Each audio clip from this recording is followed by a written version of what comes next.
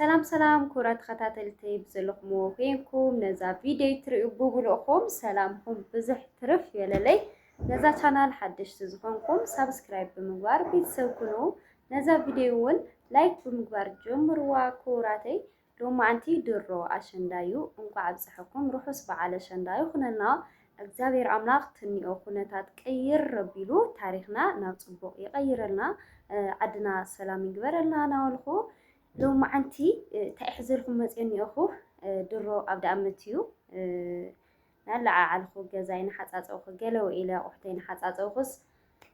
ظهر دخي مني شاوري وساسيده خوفي لا ناويتو بقطعات آتيني رسي ناويتو بقطع عقل تفيديو تاني حنا نيران مالتيو اتحدنا أرسيما اتحد خاء ناياريد تسقاي حاو سلام تسقاي فيديو تاني حنا نبلع على سي أقات أمين أتاتون فيديو نار أخو نيرنا كأنا خاء سلت فيديو حساو خولي متى مالتيو مالت أبعتهم تخرت جيرا خيخون خسي أفتن الساتهم زلعلو زرواتاتس نخلنا خطق مخونيو إلى ناتي أمل خاختا شرخ جوركم يمتى مالتيو كرات هواتي ያው አርሴማን ዘይት ፈልጥዋ አርሴማ ኬርኩም ሰብስክራይብ ጎርዋ ገና ሕዚ ትጉብዝ ዘላ ትብርትዕ ዘላ ሓፍትናያ ናብ ጽቡቕ ደረጃ ንኽትበጽሕ ከምቲ ዝበለቶ ኣብ ጻዕሪ ኣብ ቃልሲ ትርከብ ሓፍትናያና ኬርኩም ሰብስክራይብ ጎርላ በርግጥ ድሓንያ ሕዚ እንድያ ጀሚራቶኒያ ኣብ ጽቡቕ ኩነታት ይኒኦ ዩቱባ ግን ምናልባት ዘይት ፈልጥዋ ኣሕዋተይ እንድሕር ደኣ ሃሊኹም እዛ ሰበይቲ እንታይ ዝበሃል منطاليت سواي سلام ጸጋይ لتهالت حفتنا يوا بزخونه نخلتيهم زروا سميعسي حساوي شرقوركم يمزي مالتي كوراتي برقت انا امنا ولق سواتنا على خزروا مزرا بطعمي لدبرني ነገር ግን ናብ ሚዲያ ሓወፀ ዝኾነ ነገር ናብ ሚዲያ ሰብ ክሳዕ ዝኾንኩ حساوي مهاب نسوي تقب كساع زخونة جيزي نورمالي لس لذا حسوكي حزلكم متسيني أخو والتيو مجمرتا تايو ياريد حاو سلام تساقاي والتيو سلا حفتو مدانو تحفتي نابلي إيماتيو برقت حاوخا قوبي زلقاس ما أقرخا خخون دوسي زلكا كمتو موزحتكم سمعهم وتخونكم زي سمعكم وجن خيركم ناب ياريت تسقاي زي الشانل كيدكم سمعوا مالتي لو زخاو زمصلكم لنا تاذن نيرو حفتخا تفاتيحه بمنتاي مخنيات طول نيركم الى ملسنا هذا نيرونا سلام او تفاتيحه يا قاب سوايا زتفاتحت له مخنياتون زي متنا سلازخونه يو دستسي زي قطامو انتن خلنا هالليلة وشت لطلقنا كوم ነገር ስለዝኾነ ምክንያትሲ ኮም እዩ ንሰሉ ሓፍተይ ዝምጥን ሰብኣይ ኣይኾነን ምናምን ይብል ነይሩ ስራሕ አይውሉን ስርሑ ይኣትን ገለታት ይዝብ ነይሩ ያው ቴዲ እንኳን ስርሑ ከምዛኣቲ ናብ ዩቲዩብ ከም ዘይመፀሉ ምክንያቱ እውን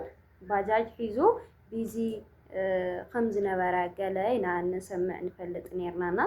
سلام ጸጋይ ኣብ ስደት ኮይነ ካብ ዝከታተሎም ሰባት ሓንቲ ንሳያ ነራ ንዓይ መርኣያ ብጣዕሚ ጀግና ጠንካራ ጎዝ ቆልዓ እንድያ ብጣዕሚ ልከታተላ ነራ ዋልትዩ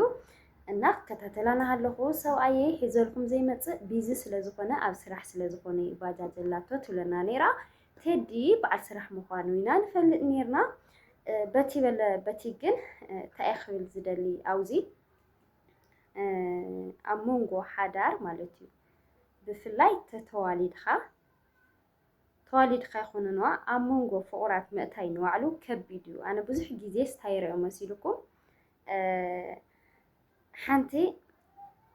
قوال بسوء بتعم تبدل مو أحواتا ديوم ولدا ديوم بيت سوا بقى تحدثن أنا عيننا خينوري أو جلا توالو مسأتهم أديما مسأم أديمون بزوح نجرنا توالي سنهمو بقى سنكي بتاقوال سنكي بتحفتهم سنكي نازي تدلي نجر بزوح شجرات ياتومو دحاري زاقوالا نستيتي كله رح بلا ناس ويكعنا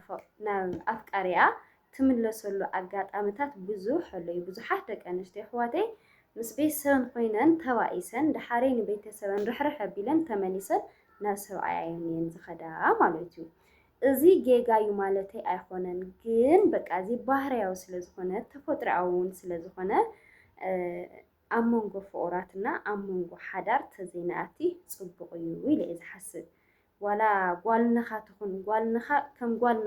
ጓልነኻ ክብሪ እኒኤካ ቦታ እኒኤካ እምበይ ክንዲ ሰብኣይ ክንዲ ካልእ ክትኾና ኣይትኽእለን ማለት እዩ ብሓፈሻ እየ ዝዕልል ኣለኹ ኣብ ናታቶም ትኩረት ገይረ ከይኮንኩሲ መብዛሕትኡ ግዜ ከምዚ ስለ ዝገጥም መንዳንኡቲ ሓፍተይ መንዳንኡቲ ገለ ዝበሃል ነገራት ስለ ዘሎ ሓፍትኻ ከም ሓፍትኻ ዳኢኻ ክተኽብራ ዘለካ እምበይ ኣብ ብዙሕ ዝገጥም እውን እንታይ ድመሲልኩም ክብራት ኣሕዋተይ ሓንቲ ጓል ኣንስተይቲ ምስ ኣፍቃሪኣ ምስ ሰብኣያ ምስ በዓል ሓዳራ ትበኣስ እሞ ክልተ ሰለስተ ወሊዳ ብዝኾነ ኣጋጣሚ ትበኣስ እሞ ተር እናበለት ናብ ወለዳ ትኸድ ኣብ ወለዳ ከዓ ሓደ ጀጋን ወለድታ እየን ዝገብራ ሓዳርካ ሓዳርካ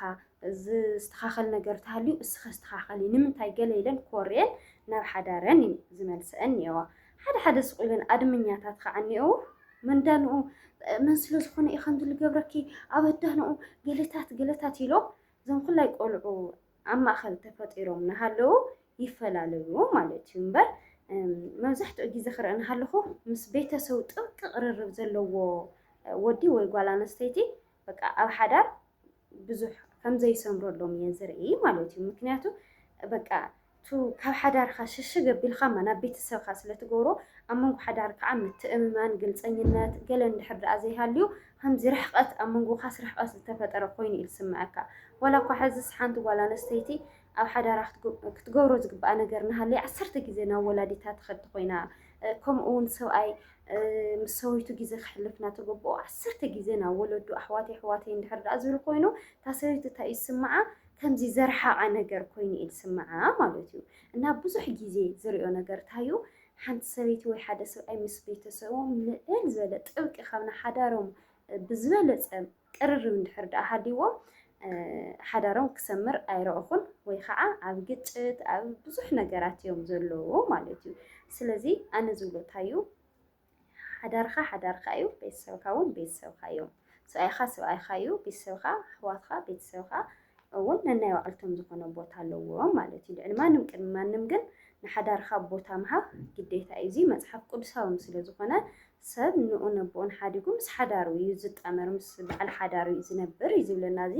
ተፈጥሮአዊ በቃ መፅሓፍ ቅዱሳዊ ክሳዕ ዝኾነ ግዜ ሲ ኣብ ምድሪ ዘሎ ሓቂ እዩ ማለት እዩ ክቡራት ኣሕዋተይ እና ብዝተኸኣለና መጠን በቃ ሓፍትና ወይ ሓውና እንድሕር ደኣ ኣጥፊኡ ምስ ሓዳሩ ለሓውና ለሓፍትና ዳ ኢና ክንመክር ዘለና እምበር ሕዚ ዝሓውና ከምቲ ዝሰማዕኹምዎ መንዳንኡ ተሓፍተይ ይብል ነይሩና ሓፍተይ ከምዚያ ናቱ ሰብኣይ ሓፍቱ ተመፅያ ከዓ በቃ ካሊእ እያ ትብል ማለት እዩ ብሓው ዝደራደር ሰብ የለን ኩሉ ከዓ ቀሪብካ ክትሰምዖ ናሃለካ ናይ ባዕሉ ዝኾነ ሓቂ እኒአዎ ካብኡ ከዓ እንታይ እዩ ሓደ ሰብ ንዓኻትኩም እያ ጥዑይ ሰብ ኮይኑ ኢልኩም እሲ ማንኛውም ትሪእዎ ሰብ ንዓኻትኩም ጥዑይ ስለ ዝኾነስ ኣብ ውሽጢ ሓዳር ፅቡቕ ኣሎ ማለት ኣይኮነ ዘይክኾንስ ይኽእል እዩ ሕዚ ብዙሕ ግዜ ዝዕዘቦ እንታይ እዩ ብዙሓት ደቂ ኣንስትዮ ኣሕዋተይ እኒአዋ ምልሓሰን በቃ እንታይ እዩ ዝበሃል ጣፍ ዝቐልድ ይበሃል ዋላ በቃ ለማፅ መልሓስ እኒአዋ እምበይተይ ጎይታዋይ ንሰብ ዘለዎን ክብሪ ዝፍለዩ ምስ ሰብ ናይ ምቅርራብ ተኽእሎአን ፍልይ ዝበለዩ ብጣዕሚ ሪስፔክት ዘለዎን እየን ዝመስላ ኣብ ሓዳረን ውሽጢ እቲ ኢልካ ግን ነበልባላት እኒአዋ ማለት እዩ መልሓሰን በቃ ንሰብኣየን ናብ 24 ሰዓት ድቃስ ዝኽእላ ደቂ ኣንስትዮ እኒአዋ ደቂ ተባዕትዮ እውን ኣብ ደገ ለዋሃት ዝመስሉ ለጋሳት ዝመስሉ ክብሪ ሰብ ዘለዎም ዝመስሉ ክትሪኦም ናሃለካ ኣብ ደገ ኣብ ውሽጢ ሓዳሮም ክትሪእና ሃለካ ከዓ ናይ ዘይትፅብዕዋ ከምዚ ድዩ ክሳዕ ትብል ይፀንሑካ ማለት እዩ እና ኣሕዋተይ ማዓረይ ናሰብ ውሽጣዊ ምክንያት ከይፈለጥና ኣብ ሓደ ተዘይንፈርድ ባህሊት እየ ማለት እዩና እዚኣ እያ ክብል ዝደሊ ኣብ መንጎ ሓዳር ጣልቃ ዘይምእታው ብፍላይ ኣብ ጓል ኣንስተይቲ ጎኒ ኮይንካ ትቃለስ እሞ ድሕሪት ጓል ኣንስተይቲ ረሕረሕ ኣቢላትካ ኣፍቃሪኣ እያ ትመርፅ ማለት እዩና ኣብ መንጎ ፍቁራት ተዘይነኣቲ እሞ ከዓ ዝተዋለዱ ሰብ ሓዳር ኣብ ዝነበሩ ሰባት እንታይ እዩ ዝበሃል ዕርቂ ኣለዩ እሞ ብቻ ከምኢታት ኣሎ ባእሲ ከም ዘሎ ዕርቂ ኣሎ ዕርቂ ከም ዘሎ ባእሲ ኣሎ እዩ እሞ ነገራትና ጠንቀቕ ብዝበለ መንገዲ ተሓሰብና ጽቡቕ እዩ ማለት እዩ። ካልኣይ ከዓ ታዩ ኣርሴማ ሓፍትና ትማል ምላሽ ሂባ ነይራና መንጣሊት ትብሉኒ ሸለይ ትብሉኒ ኣነ መንጣሊት ይኹንኩን ገለገለ ትብል ነይራ ብጣዕሚ እያ ኣሕዚናትኒ ኣብዚኣ እውን ክዛረባ ዝደሊ ነገር ታዩ ሓደ ወዲ ተባዕታይሲ ናብ ካሊእ ጓል ተኸይዱስ ንታ ጓል እዩ ዝፍረዳ ንትወደ ይኮነን ዝፍረዶ ጓልስ መንጣሊት እያ ትበሃል ንምንታይ ይፈልጢ ኣነ ግን ኩሉ ግዜ ዝብሎ ናተይ ሰብኣየይ ሕዚ መሓዛይ እኳ እንድሕር ዳ ወሲዳቶ ነታ መሓዛይ ኮይኮንኩ ዝፈርድ ንሰብኣየይ እየ ዝፈርድ ማለት እዩ ምክንያቱ ኣነ ሰብኣየይ ኣሚነ ምሳየይ ይኸድዩ ተመችዩኒዩ ኢለ ኣሚነ ዝተቐመጥኩ ንሰብኣየይ ዳ እምበይ ንመሓዛይ ወይ ንኻልኦት ኣይኮንኩን ካብ ደገ ዝመፅእ ሰብማ ብዙሕ ባህርያት ኣለዎ ናይ ባዕሉ ዝኾነ ባህርያት ኣለዎ ሰብኣየይ ተወሲዳትለይ ሓንቲ ጓል ኣንስተይቲ ባህርያታ እዩ ምንም ክትገብራ ኣይትኽእልን እቲ ናተይ ሰብኣይ ትዝመረፅክዎ ግን ናተይ ንዕኡ ኣሚነ ክሳዕ ዝተፀጋዕኩ ግዜ ንዕኡ እየ ክፈርድ ዘለኒ ብዙሓት ደቂ ኣንስትዮ ኣሕዋተይ ኣዕርኽትኽን ኣስኡንኽን ምስ ብዙሓት ኣዋልድ ይጀናጀኑ ገለ እሞ ከይድኽን ነታ ጓል ኣንስተይቲ ኢኽን ተወቕሳ ንምንታይ ከምኡ ክኾን የብሉን ኣሕዋተይ ማዕረይ ንስኽን እኮ ሰብኣይኽን ኣሚንኽን ኣፍቃሪኽን ኣሚንክን ኢኽን ትነብራ ኣለኽን እምበር ካብ ደገ ዝመፅእ ሰብማ ብዙሕ ነገር ኣሎ ህይወት ሰብ እኮ ዘጥፍእ ሰብ እኒኦ ኣብ ደገ ዘሎ ሰብ ናይ ባዕሉ ዝኾነ ባህርያት ኣለዎ እሺ ሓንቲ ቢዝነስ ትሰርሕ ጓል ኣንስተይቲ ስራሓ ኮይኑ ሰብኣያ ተወሰደት ምስ ሰብኣይ ክትሓደረት ሕዚ ክትፈርድያ ትኽእሊ ንዓ ኣይትፈርድያ ስራሓ እዩ ምንም ክትገብሪ ትኽእሊ ክትፈርድዮ ዘለክ ንሰብኣይኺ ኢኺ ምክንያቱ ሰብኣይኺ ከኣሚንካ ኣትይኺ እና በዚ ኣጋጣሚ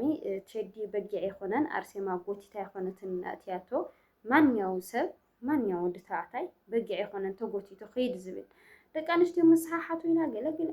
ከምኡ ኣይትበላ ሕሊና ዝበሃል ነገር እኒኦ ተረዲኡኩን ሓደ ሰብማ እንታይ ክገብር ከም ዘለዎን ከም ዘይብሉን ዝሓስብ ሕሊና እኒአዎ ሂዋን መሰሓሓቲት እያ ትብላ ኣዴና ቅድስት ድንግል ማርያም ዳ እሞ ሂዋን ጓል ዶ ይኮነትን እያ ጓል ኣንስተይቲ ይኮነትን ድያ ድንግል ይኮነትን ድያ ብሂዋን እሺ መቕዘፍቲ መፂና ወይ ሓደ ሓደ ነገር ብዙሕ ነገር ይበሃል በደና ቅድስት ድንግል ማርያም ከዓ እዛ ምድሪ ድሒና ማለት እዩ ማለተይ ብወዳ ንጉስ ወሊዳ ኣምላኽ ወሊዳትና ኢየሱስ ክርስቶስ ወሊዳትና ኢየሱስ ክርስቶስ ከዓ ኣብዚ ምድሪ መፅኡ ዝገበሮ ማንኛውም ክርስቲያን ይፈልጦ እዩ ንምንታይ ዳ እሞ ካብኡ ከዓ ወዲ ተባዕታይሲ ዝሙት ይሰሓሓት እዩ ገለ ዋ እሺ ካብ መፅሓፍ ቅዱስ ይኸውጓዕኩም መብዛሕትኩም ብመፅሓፍ ቅዱስ መፅሓፍ በቃ ጻድቕ ጻድቕ ስለንጫወት መብዛሕትና ዮሴፍ እንታይ ገይሩ ዮሴፍ ሰበይቲ ንጉስ ተዘይደፈርኻኒ ኢላ ኣገዲዳ ሒዛቶ እንታይ ገይሩ ጃኬቱ ገዲፍላ ይኮነን ሃዲሞ ርእሲ ስለ ዘለዎ ኮይ እሱ ወደ ይኮነ እንዲዳ ንምንታይ ዘይሰሓሓት ሕሊና እኒአዎ ሓጢያ ስለ ዝፈርሕ ፈሪሓ እግዚኣብሄር ስለ ዘለዎ ኣምላኽ ይርአየኒ ኣሎ እዩ ኢሉ ስለ ዝሓስብ ተዘይ ተራኺብካኒ ከትሕዘካ ኢላቶ ሰው እሞ ናይ ዮሴፍ ታሪክ ዘይትፈልጥዎ ምናልባት ዘፍጥረት ኣሎ ከይድኩም ተንብቡ ትኽእሉ ኢኹምና እንድሕር ደኣ ዘይተራኺብካኒ ሒዙኒ ኢለ ከትሕዘካ እየ ኢላቶ ንሱ ግን ንዓኣ ገዲፉ ዝመፆ ችግር እንታይ ምዃኑ ይፈልጥ እዩ ነገር ግን ፈሪሓ ኣምላኽ ስለ ዘለዎ የቕረየኒ ኢሉ ዝሙት የቕረየኒ ኢሉ ርሒቑ ከይዱ ሃዲሙ ማለት እዩ እና ኩሉ ወዲ ተባዕታይ ሕሊና ኣለዎ ሰብኣይኽን ኣሚንክን ክሳዕ ዝኣተኽን ግዜ ተመንጢሉኒ ተወሲዱኒ ገለ ናበልኽን ልጓል ኣንስተይቲ ኣይትፍረዳ ሲጀመር ሓደ ወዲ ተባዕታይ ልጓል ኣንስተይቲ ወላ ሓዳር ይሃልዎ ክእምን እናሃለየ የሌለ ታሪክ ገይሩ እዩ ዝእመን ከምዚያ ኣነ ሓዳሪ ፎቶ ነይረ ታይዶኾን ግን ከምዚ ስለ ዝኾነ ከምዚ ስለ ዝገጠመኒ ታይዶ ኢሎም እዮም ዘእሙኑኻ ከምኡ ኢሎም ስለ ዘእሙንዋ እዮም ምናልባት እሺ ተበለት እውን ተረዲእኩም እምበ በዓል ሓዳሪኻዋ ንዓ ኢላ ተምፀላ እያ ኢለ ኣይሓስብ ናይ ባዕላ ምክንያት ይህልዋ ኣእሚንዋ ይኸውን ንፈልጥ ኢና ደቂ ተባዕትዮ ዋላ ኣብ ልዕሊ ሓዳሮም እንታይ ኢሎም ከም ዘእሙኑ እዚ ፍሉጥ እዩ ብዙሓት ደቂ ኣንስትዮ ኣሕዋተይ ዝጠፍአክን ኣይኮነን ክፈትሓየ ምስኣ ክነብር ኣይደለን ምናምን የሌለ ታሪክ እዮም ዘውግሩ ማለት እዩ እና ኣሕዋተይ ማዕረይ ኣነ ኣብና ኣርሴማ ኮሜንት ምስ ረኹ ብጣዕሚ ሕዝን ትብል ካብኡ ከዓ እንታይ ኢላ እያ ተዛሪባ በይናይ ዕድለይ እሞ ክረኽቦ ቴዲ በርግጥ سرح مخانس فلوطينا بين عدلي كرخوت يدي سوس كور بعل حداري إلى ما ترشاشو بلا نيرانا سرح ساعز قونا جيزيسي حما كومنتات تزيت تحفلنا نخلنا بسنكي كومنت هيوتن زطفا سبات بزحات كوين أو زحز جيزي أي تروي نايسب عندبت ما نعخاتهم تس أبيركم خينكم ديو تس أو قرفهم مدقسكم خينكم ديو تس أو يزنيهم بوتا خينكم تدوروا يواقالات أختصب قيدوز فترة تزونو من الوقت بسماي كي يحتتوكم تتحفوا كومنتات ناتتنقوكم متحف تصبغوا يحواتي معاري لبسب أي تسورو نمنتاي بيانس نحاد السب دقافة تزيخونكم كتتواوعوا اندحرد أزيك إلكم مورال خطقونوا اندحرد أزيك إلكم سي سوق زيتولو ويسوق ويخعى بقى بوزيتيف زخونة حسب نمنتاي أتشلي أتقلقلق كاوتولو حماق على تخاوت الزارو وأرسي محبتي نمتاي خمزي أستخكل ليا بزي أستخكل كوي قونتي بخمزي من قد تخدكي أتصبغتي إلكم بقى سناي أبايز تحاوسوا مخري تهاوكم تايتخونوا وبقونت شابت عميل سمعك أنا أحواتي معاري نسخاتكم قف لكم أفتازل لكم واخوينكم تصحوا وقالات أفسو خيدو تصنو سلازفت كومنتاتكم بلكو يخون مالتي زو محواتي معاري بزقنا لو معناتها زي تحسب فيديو إشار جرا لكم نيخون لو معناتها زنارن فيديو نزي مثل بخلي فيديو خسعنا خلص السنة نعكم بتعميل فوتوكم تشاو